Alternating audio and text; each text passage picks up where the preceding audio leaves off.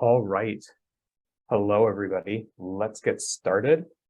Thank you for joining us. This is the second in a series of webinars about PCI DSS version 4, new challenges, new requirements. In this webinar, we're going to be talking about a few of the new specific categories of requirements as they pertain to how we handle cardholder data, how we protect cardholder data with encryption, and how we authenticate using multi-factor authentication. My name is Jacob Ansari. I'm the National PCI Practice Lead for Mazars. I've been doing PCI DSS assessments actually since the predecessor standards to PCI, so the card brand specific standards in the early 2000s. So I've been working with this for a long time, but nobody wants to read this eye chart bio, so let's move along. Okay, so our agenda is actually pretty simple today. I'm going to do a brief overview of how the new requirements are organized, talk a little bit about the timelines. We're going to dive right into the new requirements, or at least the new requirements around these topics: cardholder data handling, encryption, and multi-factor authentication. We're going to talk a little bit about strategies and solutions for implementation.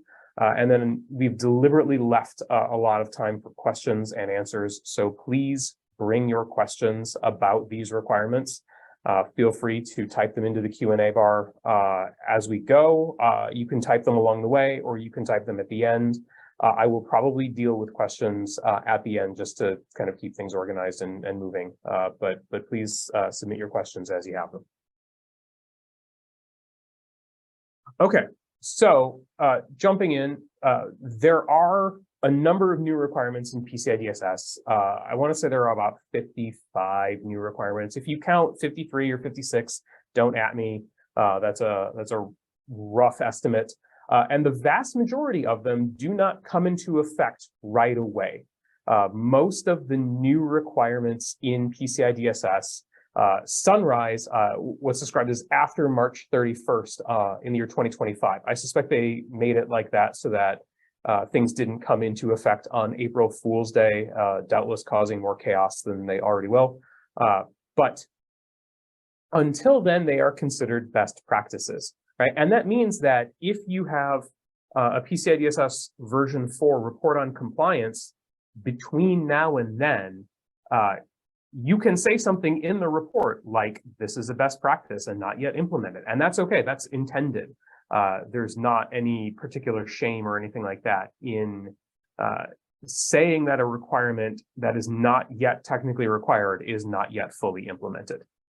That said, you should get going on planning for these requirements now. It seems like 2025 is a long ways away, and good grief, I'm going to have a 17-year-old by then, but it will be here before you know it. So now is the time, particularly for some of the requirements that we're going to talk about in a couple of minutes, to make the plans for them, because some of them will require fairly significant engineering efforts or business process changes. A few of the requirements that are new to DSS version 4 will come into effect right away. We talked about these fairly extensively in the last webinar. And we will post the link to the spot in the Mazars website that contains the slides and the video from the last webinar that we did in November. All right, so I'm going to dive in, but this is just my kind of one citation slide. We borrow a number of bits of text from the actual PCI DSS itself. The standards are available from their website, PCIsecuritystandards.org, and it is a public document, so there's no paywall or anything to get at the standard. You just have to type in some contact details. All right, let's dive right in. So when we start with some of the new requirements about handling cardholder data, we start in requirement 3. And many of these new requirements get sort of categorized as things we should probably have already been doing.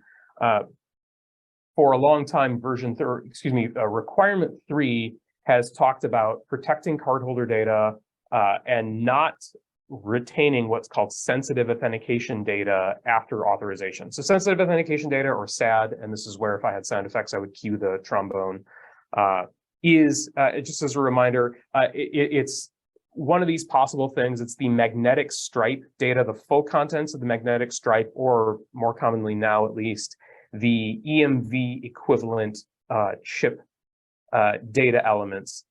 It's also the card security code, or the card security value, the 3 or the 4-digit number on the card that is sometimes and sometimes erroneously called the CVV. And the PIN, or the encrypted PIN block data in a debit card, those are the sensitive authentication data elements, right? And PCI DSS has, from the beginning, said that you must not store sensitive authentication data after the authorization of the transaction. And that hasn't changed. But what's new in DSS4 are requirements for protecting sensitive authentication data prior to authorization. And these really mirror kind of the primary account number, or PAN, requirements, right? Which has always said things to the extent of determine what your retention requirements are, right? Figure out the minimum necessary for retaining cardholder data for your business and legal and regulatory purposes, and maintain a justification for doing so. And so all we're doing here in this new requirement is that this data retention and limitation practice extends to your sensitive authentication data stored prior to authorization. Also, this requirement, or this notion, extends to sensitive authentication data, and saying that the sensitive authentication data must be encrypted using strong cryptography, right? And this again mirrors what's in the PCI DSS for protecting the PAN, the primary account number, that you need to render it unreadable using strong cryptography in storage. And this may occur for a couple of situations, like a store and forward sort of transaction processing issue. If maybe your card data endpoint is offline, or if there's an outage at the payment processor, or something like that, where the normal transaction flow isn't working, maybe you need to sort of collect everything all at once, batch it up, and then effectuate all of the authorizations when connectivity has been restored, or when your service provider is functioning correctly again, or whatever the case may be. That's the usual scenario. There may be others where the nature of the transaction is that you collect things in a sort of offline pre-authorization state and then authorize at a later point, right? This has always been okay, and it's always been a little bit unstated that, yeah, what you need to do is treat it like card data and protect it accordingly. And so now all we're doing is taking these kinds of shadow requirements that have been a little sort of icky and understated, and drag them out into the light and say, okay, fine, we know this happens.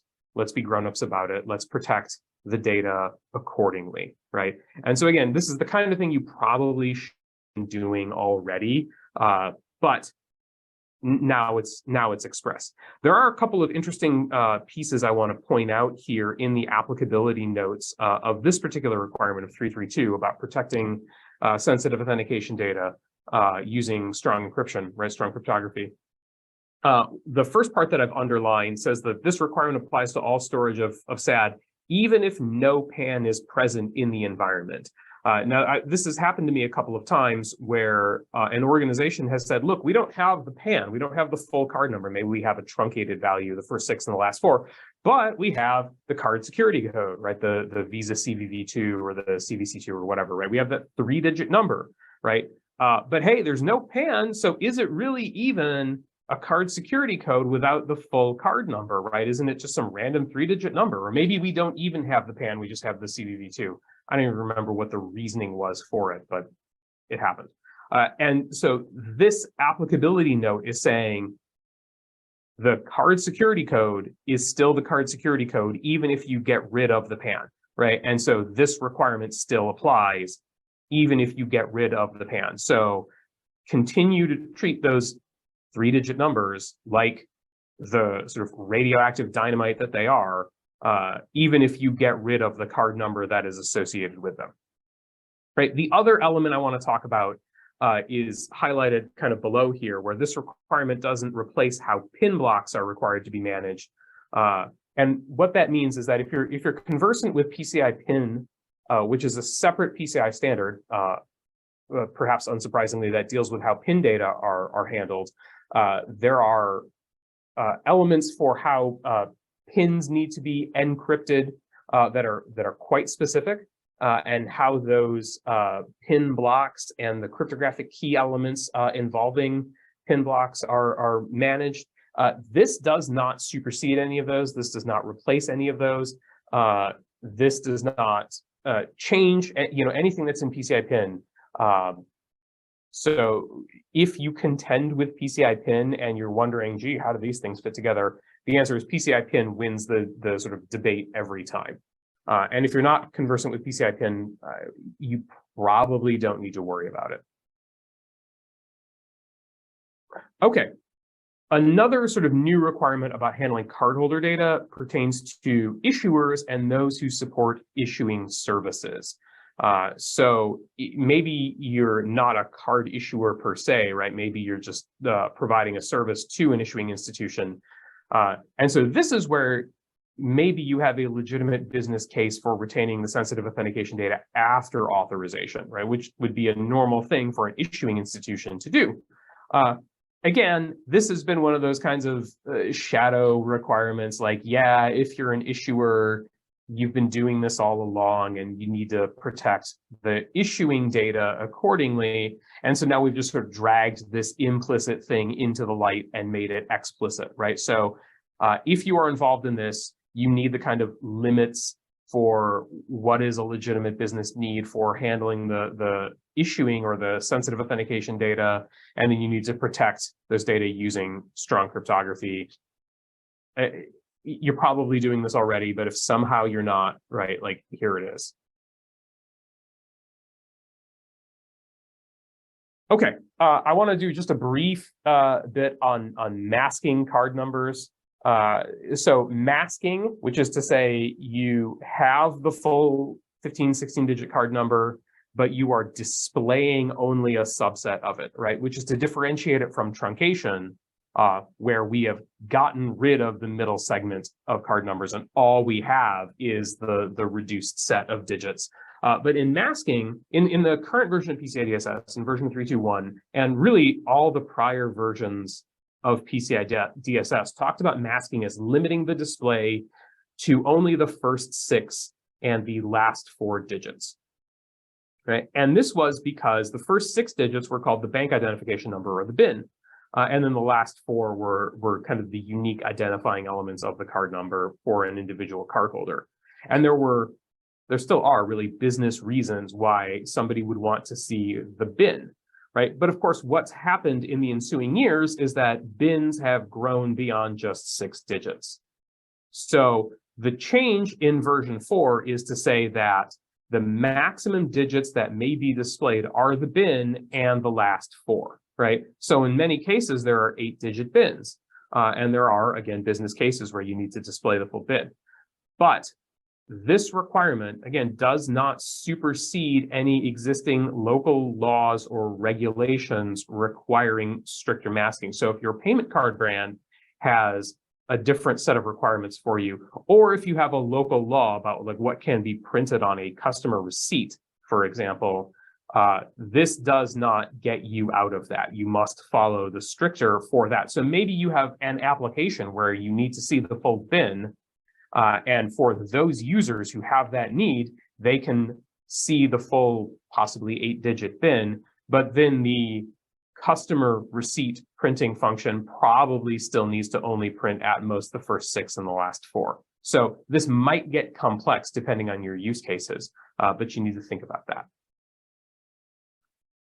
Okay, so if you've been around PCI DSS for a long time, maybe you recall this particular gem in requirement 12.3, specifically 12.3.10, which talks about a policy requirement to prohibit copy and paste of cardholder data using remote access technologies. Now, 12.3 has always seemed a little janky, ill-fitting, like what exactly is this about, these consumer-facing critical technologies? But 12.3 began life in the early 2000s as controls around systems that had connectivity with modems. And maybe you're asking yourself, what's a modem? In which case, that's adorable. But really, in the early 2000s and the 90s and earlier, a lot of systems had a network connection, right, in the way that we commonly think of it, and also a modem as a backup connection, because network connections were sort of famously unreliable for many years. And the unfortunate reality was that modem connections were often sort of life-saving for mission-critical applications when the aforementioned flaky network connection did its thing, but could often end run things like user authentication requirements or had default passwords that were often exploited. And so there was a whole series of requirements to say, hey, let's test any modem connections and make sure that they don't have, end runs around user authentication or access controls. And, to their credit, the PCI DSS and subsequent versions of the DSS took this set of requirements and sort of stretched it to fit over other kinds of remote access technologies. And they have continued to do so through this day. But this requirement, right, that's described here in this text block over on the right from DSS version 3.2.1 just says that there is a policy requirement for prohibiting copying, moving, storage of cardholder data on the local disks, right, over kind of remote access methods, right?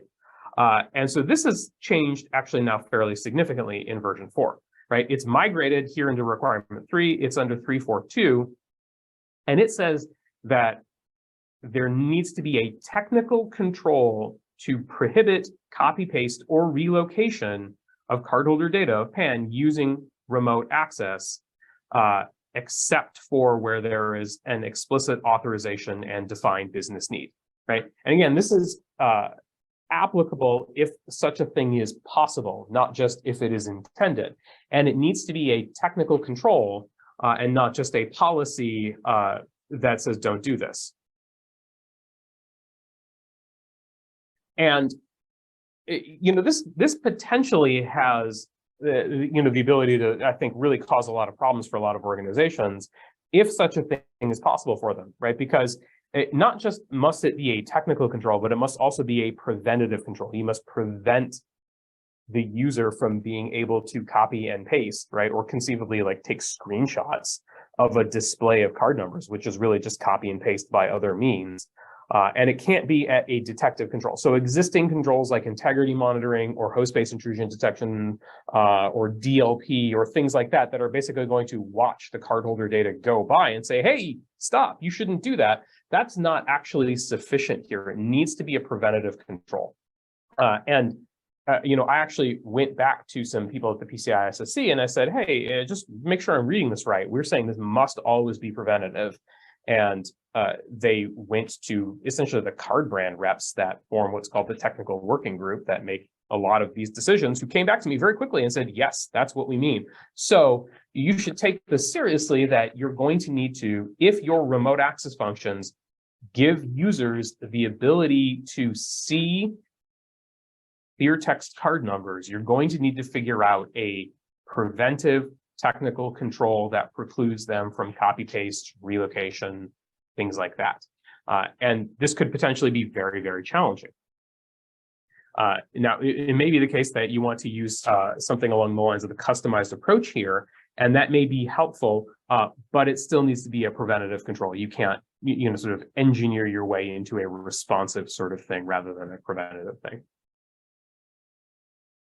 Also, the point that I'll make about this is that you can apply this potentially at the remote access layer or at the target system layer, and that may involve things like file permissions. But again, if your remote access mechanism doesn't preclude things like grabbing screen images or the like, then you may need to apply controls at both layers. Okay, so we'll move on to another new requirement about cryptographic hash functions.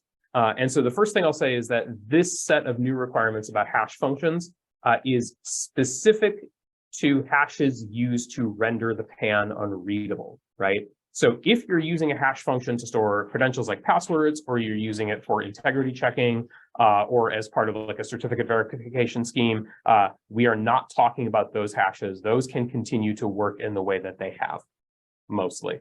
But if you are using a cryptographic hash for protecting the PAN, it must now, under this new requirement in version 4, be a keyed cryptographic hash. And really, this is kind of a mashup of a hash function and a symmetric key cryptographic scheme. So it has to use a function like that. The most common sort of implementation of this is called an HMAC, but there are other versions called a CMAC or I think a GMAC. So there are a few options like that where you can implement a function that uses both symmetric keying and hashing functions. But when you do that, now you have a symmetric key, and those symmetric keys must be protected with the according sort of key management processes in PCI DSS, right? So this has a couple of interesting qualities to it. In that, one, it's a fairly big engineering project from a cryptographic standpoint. You're going to have to potentially change your cryptographic function if you're using a hash function, right, to using a keyed hash. And that's not a small software change, I think, for most. It will also potentially have some downstream performance functionality sort of impacts.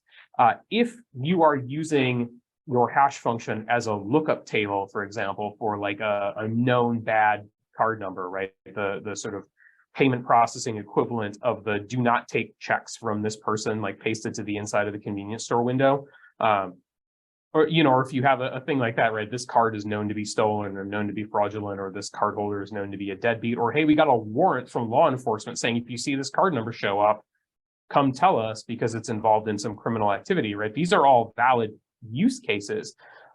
But if you're using a lookup table for that, you have to now have a symmetric key hash function in order to facilitate that requirement. And that will very likely have a significant performance impact on that functionality. Also, if you're doing something like a token vault, right, where you have the card number in sort of one column and the token in the other column, and you're protecting the card number using a hash function, you're going to have to potentially re-engineer that, right? Or maybe if your hash function is the token, right, that the surrogate for the PAN is just the cryptographic expression of that using a hash function, you're going to potentially have to change that. And you know, using a hash function is just computationally slower than doing a conventional hash, and that will have performance impacts, right? That, depending on how tightly coupled this process is with other parts of your application, may have noticeable downstream impacts. So if you are affected by this requirement, and I think there are relatively few organizations that are dealing with this right now, but if you are affected by this requirement, you're very much going to want to get started on your prototypes for this solution very soon, because there are potentially a lot of performance and other sort of software characteristics that you're going to need to contend with beyond just the engineering of the new cryptographic function. Okay. I want to talk about disk encryption as well. Disk encryption has been a very large loophole in PCI DSS for some time, I think much to the consternation of a number of assessors. But now, disk encryption is only suitable for a couple of cases, right? One is removable media, and the other is if it's used in conjunction with another means of rendering the PAN unreadable, right? And the truth is, disk encryption for systems that are always on has been ineffective for a long time, right? If the disk is mounted, right, because the server or the storage array or whatever is powered on and doing its job, then the data it contains are decrypted, and you're really only getting any sort of protection from things like physical theft. And if, frankly, you've got physical theft of like your disks in a storage array, then we probably have larger problems. And so I want to point to a few pieces in the applicability notes. You can see where I've pointed the arrow and where I've enumerated this in the bullets, right? The things like bulk backup media or hot swap drives are considered non-removable media for this requirement, which is to say that this requirement about needing another means of rendering the PAN unreadable are applicable to things like backup media or hot swap drives. right? So many at least, cases where we're using disk encryption are going to need additional controls, right? And that means usually encrypting the data element itself. Maybe that's a file level or a row level or a field level sort of cryptographic control. And in any case, whether you need additional cryptographic controls or not, all of these uses must make use of PCI DSS key management requirements for the cryptographic keys involved in the disk encryption, right? So if you survive this somehow and your disk encryption still remains, the existing controls that you're aware of that have been in PCI DSS for a long time are still extant, right? So logical access to the disk level encryption function must be separate from the operating system. So logging into your Windows AD account cannot also be the disk encryption credential. It must be the key must not be associated with the operating system. So a compromise of the operating system doesn't compromise the key, and you need to store those secrets securely, right? And this can be effectuated with things like TPMs or possibly other cryptographic key controls. But again, it is very likely that many disk encryption solutions will no longer be sufficient by themselves. And so if you have been relying on encryption at like a storage array layer to meet your PCI DSS obligations for a long time, this day has been coming and now it is here. So it's time to start planning for the next step. Okay, there's a very minor key management update I want to talk to you before we get to requirement 4. If you are a service provider, right, there's been an existing set of requirements about documenting your cryptographic architecture. That is largely intact, although the requirement numbers have moved. And you can see here in the parenthetical that the requirement numbers now get even more complicated. But the only change here is that you must be able to, in your cryptographic architecture documentation, demonstrate how you are not using the same keys in both your production and your pre-production environments. This definitely has the vibe of one of those like safety labels on a mattress. Like, what happened that we had to put safety labels on these things? And so clearly, somebody has done that and it has gone badly. And now we have a requirement that says you have to prove that you're not using the same keys in prod and in test or in some other pre-production instance. So this probably shouldn't be a big deal. And if it is, then there are probably other problems, but do take note of that if you're a service provider. Okay. So in requirement 4, we're going to speed through this and get to the good stuff in multi-factor authentication. When you are dealing with cardholder data in transmission over open public networks, right, which is the same phrasing that requirement 4 has had for a long time, a lot of this is intact, but you need to verify that things like certificates or keys are valid and not expired or revoked. There were, I think, a number of cases for a long time where organizations were operating with expired SSL or TLS certificates or, never particularly valid certificates and sort of banking on it doesn't say explicitly that I have to, so I'm not going to kind of argument. And now it says you have to, right? So the certificates must be issued from a trusted source, like a certification authority, right? It doesn't necessarily have to be a third-party CA. It can be an internal CA, but the distinguished name in the issued by field on a certificate must not be equal to the issued to. So some people use the term self-signed certificates, and sometimes what they mean is that they have an internal CA that issues certificates to other systems on their network.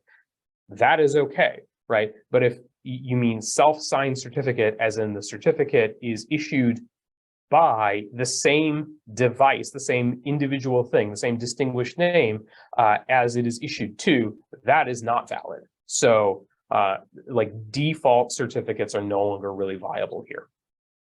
You can verify, you can validate certificates or keys using kind of pinning methods.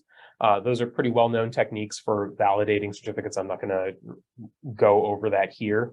And you must also maintain an inventory of the trusted keys and certificates. That's basically on the next page of the DSS. I didn't put it here because this is an eye chart enough already. And your inventory must stipulate things like the algorithms, protocols, key strengths, custodians, and expiry dates. So if you have a very large number of TLS endpoints and a consequently large number of certificates, you're going to start needing to inventory those in a way that's part of your PCI DSS program. Hopefully you've been inventorying those so you don't go crazy already, and then this won't be a particularly heavy lift, but it is a thing we have to do.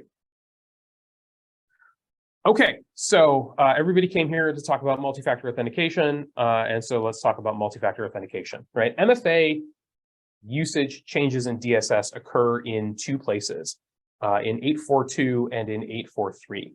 And we'll probably refer to these requirement numbers a lot, and that will get very confusing, but here we are.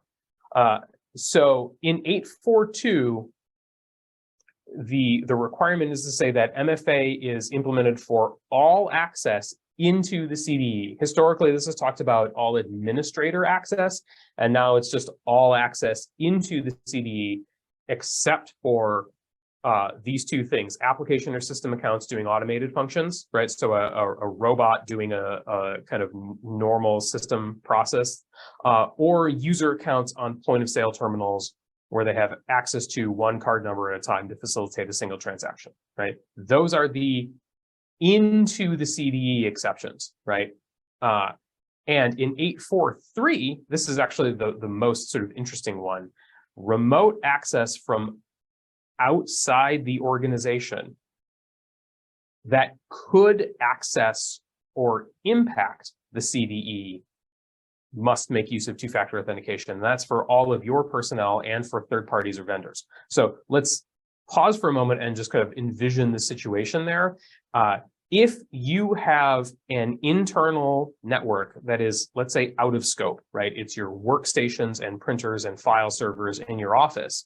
But from that network, there is a bastion host or a VPN or a gateway or something like that, that people can connect to from that internal network, and then that gets them into the CDE, right? If that internal network with the workstations and printers and file servers allows remote access from the outside, so your vendors can get in from outside the organization, or your employees can work from home or Starbucks or whatever, that putatively out of scope network must require MFA for remote access into it, because from there, your employees or your third parties could access or impact the CDE, right? So this potentially has the most possible kind of change on the DSS for the most number of organizations, right? Because it's very likely that many organizations will have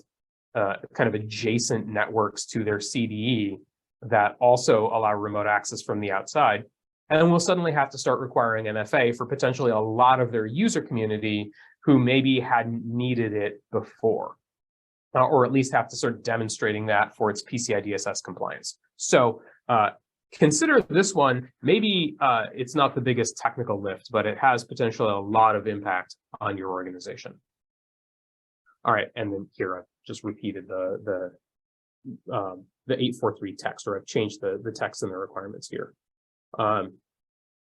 Okay, so a couple of considerations here for 842, right? The multi-factor authentication into the CDE that's applicable to all users can occur at the network layer and not necessarily at each individual system.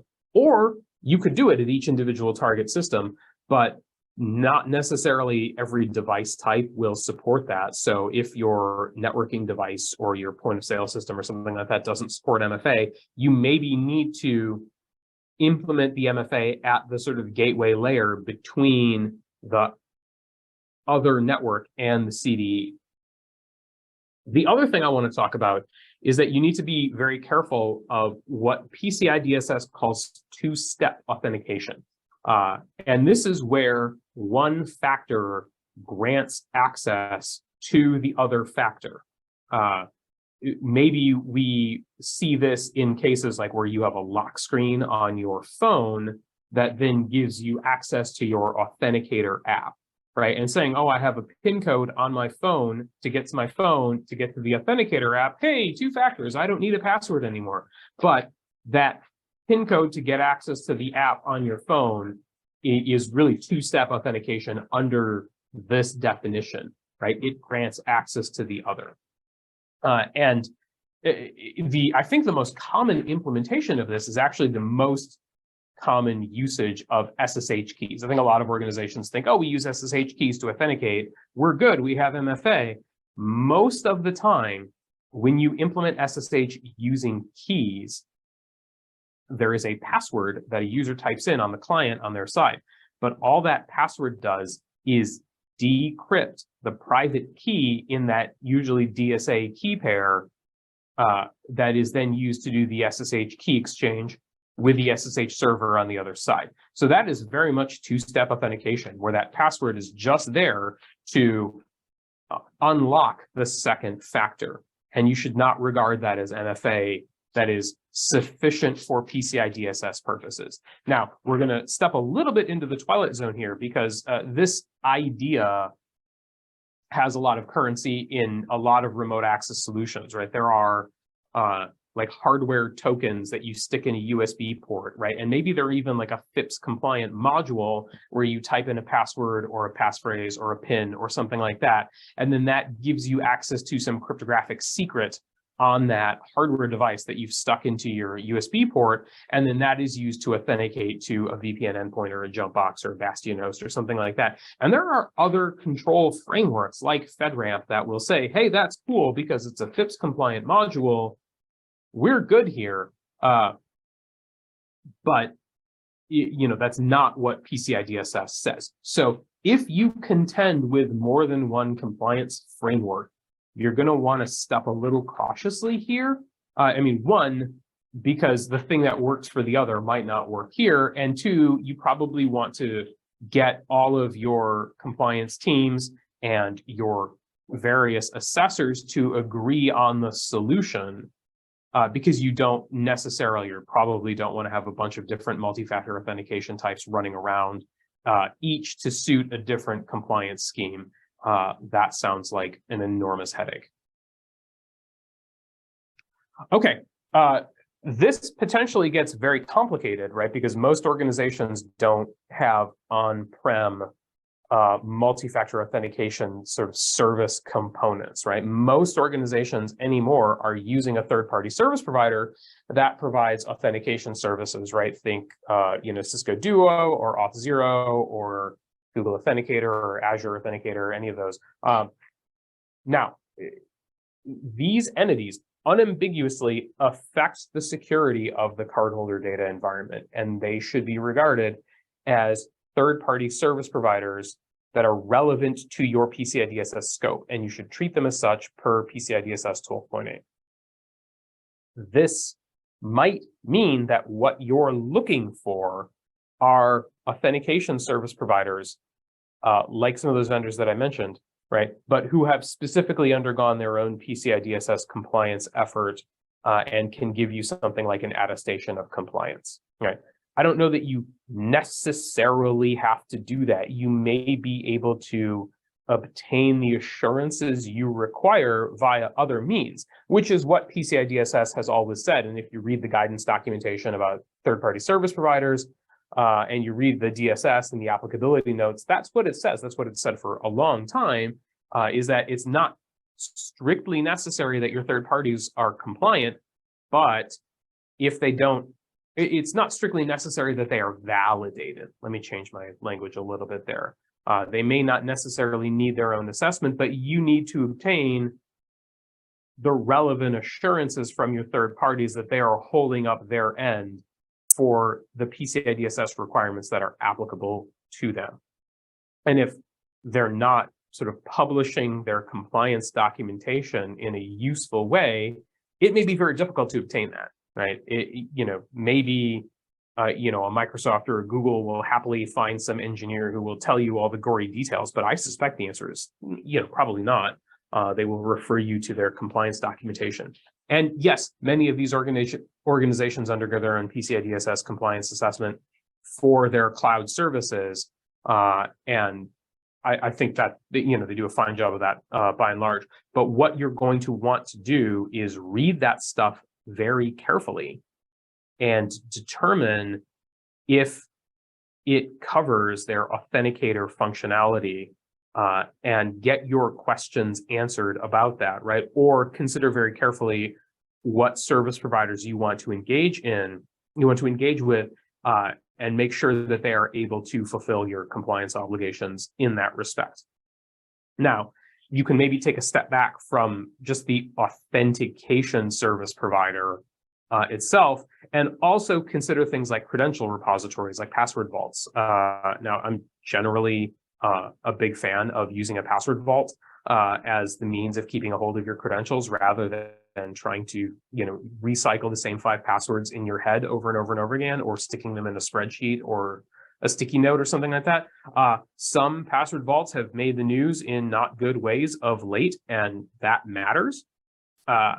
And so I think you maybe also need to be considering your credential repositories as relevant service providers if they contain the passwords and the API tokens and other secrets that are involved in your cardholder data environment. Okay, so let's talk about some strategies for implementation, right? I've said this now on a bunch of webinars, and I'll continue to say it. Start now. Start thinking about which of these new requirements are applicable to you. Start understanding what your use cases are, right? As an example, for MFA, it's very likely that there is more work in changing the behavior and the process for your business than there is in changing the technology. I mean, maybe not. Maybe the technology and the engineering is the heavier lift, but I suspect it's at least a worse a piece, if not in favor of the sort of human factors. The other thing I'd say is involve your assessor in the design. You want to go to your assessor, ideally off cycle from your assessment, and say, here is our proposed implementation for this major project. What say you? And you need to step a little cautiously about independence, and I'll talk about that more in just a second. But what you definitely don't want to do is sort of march your teams through 6 months of arduous re-engineering effort to implement some new cryptographic control or multi-factor authentication or something like that, and then show it to your assessor, and then your assessor looks at it for 5 minutes and says, it's pretty good, but you missed these things here, right? And then you have to go do some more, right? Or you get into sort of an argument with them about the sufficiency of it, right? That is the thing that can be avoided, and that is the thing that should be avoided, right? And your assessor should be having that conversation with you, but you should have that conversation with your assessor proactively as well and say, look, here is our proposed scheme. What are you going to say when it comes down to assessment time, right? Give them a chance to say, but what about this, while it's still on paper and it doesn't involve months and months of labor and expenditure. Now, again, there are some independence requirements, right? There are statements in the DSS that are more expressed in version 4, and there are some statements about this in the frequently asked questions on the PCI website, right? The deal is that your assessor who is doing the assessment should not be involved in the design or the implementation of the control. Now, it's possible that if you have 2 different people from the same firm and they have useful separation and kind of independence functions between them, that you can use the same firm for both your implementation efforts and your assessment efforts, but you maybe need to engage sort of more than one human being in both of these efforts, right? One to help you design and build and maybe test out, and then the other to be your assessor. So be mindful of that as you're thinking about this, but definitely you want to go to the assessing party, ideally with a fairly detailed design spec, and say, give this a look, what do you think? And then it may be the case that this is where you have some really good options to use the customized approach. My recommendation is to consider that sparingly, because the customized approach is a lot of work. But it may very well be the right solution for your business. And again, use the time wisely. It's going to be here before you know it. Okay, so now let's take questions. I'd love to hear your questions about any of these things that we've talked about. Please sanitize any of your organization's identifying details. I'm not going to out you as an organization or share anybody's dirty laundry. And please just understand the limits of what we can accomplish here. But I would very much love to take questions about any of the material we've talked about.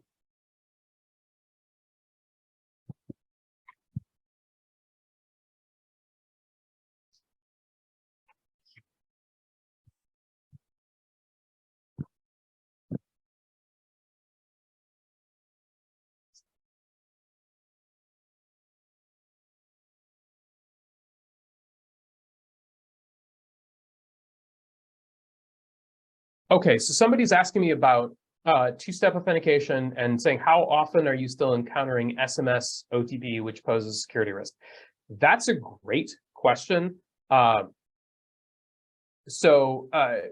respect to SMS-based OTPs, I think SMS-based OTPs are woefully insecure, right? An SMS message is easily redirected, misdirected, suborned, because the authentication controls for mobile phones, right? Like who gets the SMS message when it's associated with a phone number are minimal, and it's not very difficult to suborn that. So I believe if you dig into the applicability notes, it will talk about best practices for SMS. It will talk about the authenticating factors needing to be there need to be access controls around the factors such that they can't be misdirected or suborned. And what they're doing is they're kind of getting at some of the NIST guidance that says SMS is a deprecated multi-factor authentication method. So yeah, I think you should definitely avoid SMS-based OTPs as your secondary factor for authentication. All right, somebody's asking me to throw some further light on the encryption requirements. I guess could you specify what further light on which requirements you're asking? I'm just not sure where to illuminate that.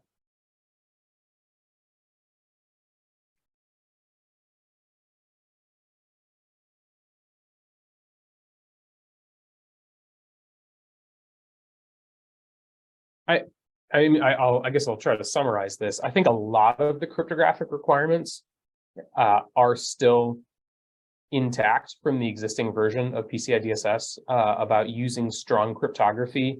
PCI DSS has always pointed to the NIST cryptographic standards as its pole star for what constitutes strong encryption. And so if you're thinking about things like what is sufficient randomness in the random number generation for cryptographic keys, or what are secure block cipher modes that we should be using, or how should we do key management, or what is split knowledge and dual control, which are not as simple as they seem, then which is all of that I think is largely intact. Okay, so somebody is clarifying by saying in terms of AES or DES being used based on data at rest or in transit. Okay, that's a great question. As a general rule, single DES is broken, right? And there's no real justification for using single DES in any cardholder data storage or transmit mechanism.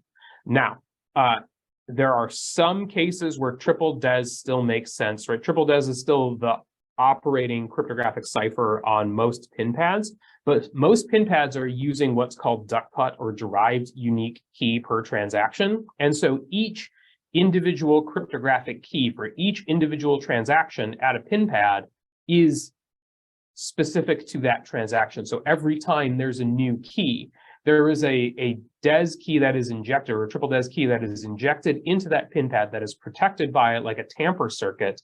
So if somebody tries to crack open the device or cut it or tamper with it in some way, it will delete itself. But what that injected key does is it derives a per transaction key each time.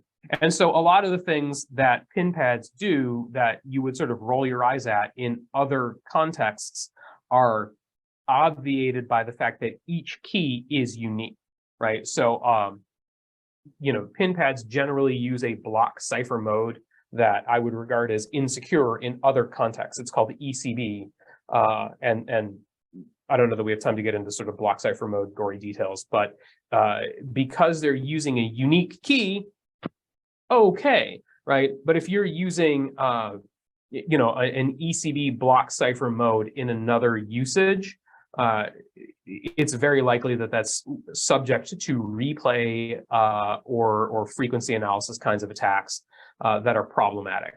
And so as a general rule, particularly if you're dealing with software, you want to be using AES, and you want to be using AES using a strong block cipher mode. So if you look at, like in data and transmission, if you look at an HTTPS endpoint with a tool like SSL Labs, which I highly recommend, it will flag ciphers as weak that aren't using a good cipher mode like GCM or Galois counter mode.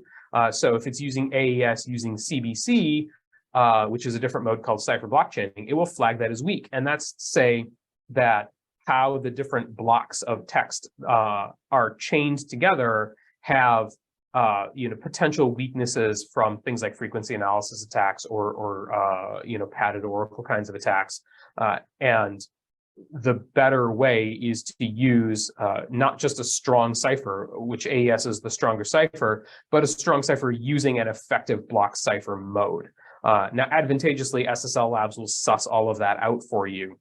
You just need to ignore the stupid letter grade at the top of the report and page down the PDF for the web page and look at the actual details and find all the ciphers that it says are weak, and then get rid of those on the server side and only use the strong ones.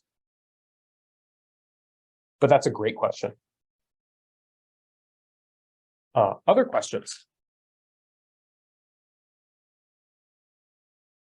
Is anybody stressing out about any of these particular requirements?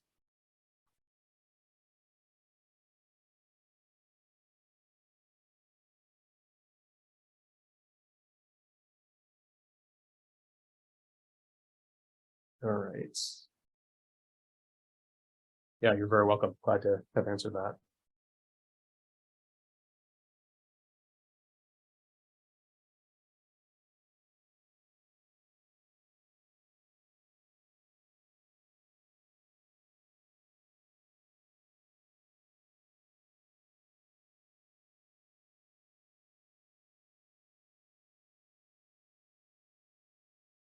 Okay. All right. So I guess we'll give one more chance for questions, and then let's move on and wrap up.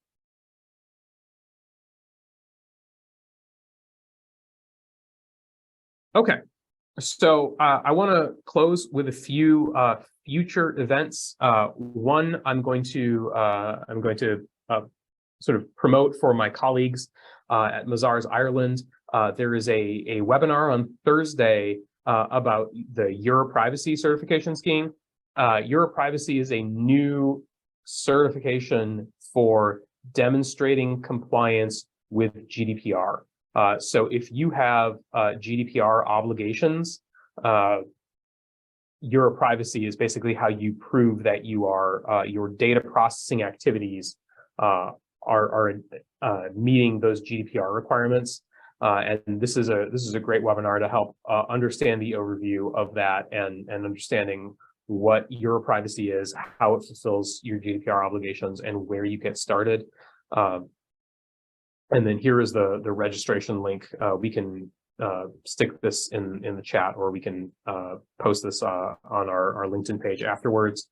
But this, I highly recommend this if you have any sort of GDPR obligations whatsoever.